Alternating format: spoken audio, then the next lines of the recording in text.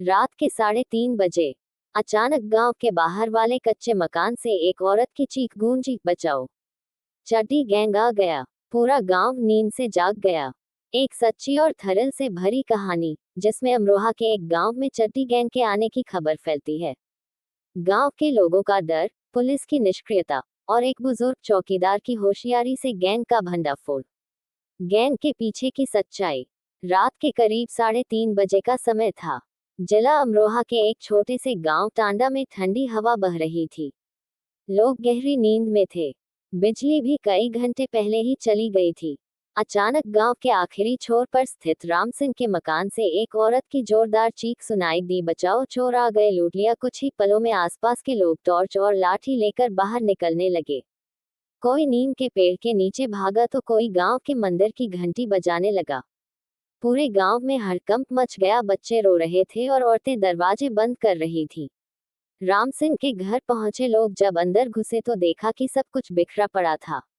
अलमारी टूटी हुई थी और राम सिंह की पत्नी बेहोश पड़ी थी।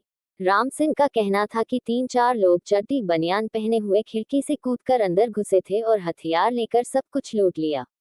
किसी ने पूछा कौन थे वे। राम सिंह ने कहा पता नहीं, चेहरा ढका हुआ था पर सबने सिर्फ चड्डी पहन रखी थी। गांव का एक लड़का जोर से बोला, ये जरूर चड्डी गैंग है जो इन दिनों वायरल हो रहा है। गांव में पंचायत बुलाई गई।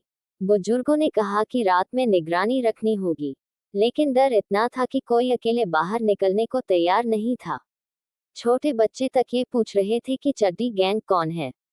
दूसरे दिन पुलिस आई, फोटो खींची, फॉर्म भरा और चली गई। कोई सुरक्षा नहीं दी गई, बस ये बोलकर चली गई कि जांच चल रही है। गांव वालों ने खुद ही बांस और लाठियां लेकर चौकीदारी शुरू की। हर रात दो लोगों को गश्त करने की ड्यूटी दी गई। गांव के सबसे बुजुर्ग व्यक्ति थे भोलानाथ। उम्र 70 के करीब थी, लेकिन दिल से बहादुर।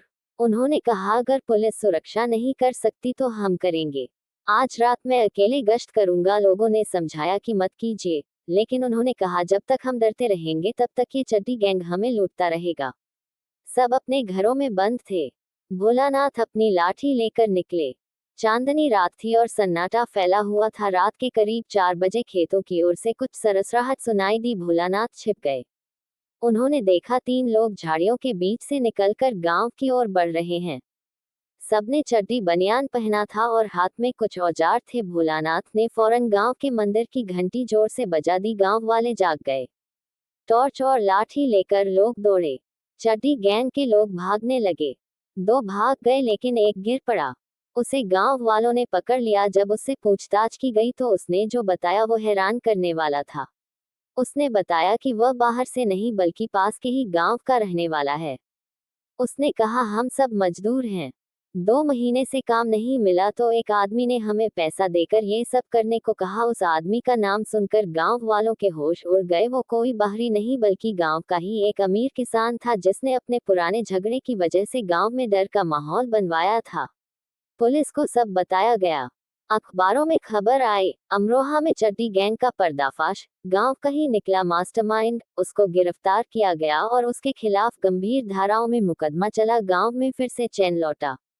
भोलानाथ को गांव के वीर सम्मान से नवाजा गया। कहानी भले ही खत्म हो गई, लेकिन इस घटना ने गांव वालों को सिखा दिया कि डर से जीतने का तरीका मुकाबला करना होता है, और ये भी कि कभी कभी खतरा बाहर से नहीं बल्कि अपने ही बीच से आता है। अगर आपको ये सच्ची और डरावनी कहानी पसंद आई हो तो कृपया इस वीडियो को लाइक करें, शेयर करें और हमारे चैनल मनोरंजन की दुनिया को जरूर सब्सक्राइब करें। आपकी एक प्रतिक्रिया हमें ऐसी और कहानियां लाने की प्रेरणा देती है।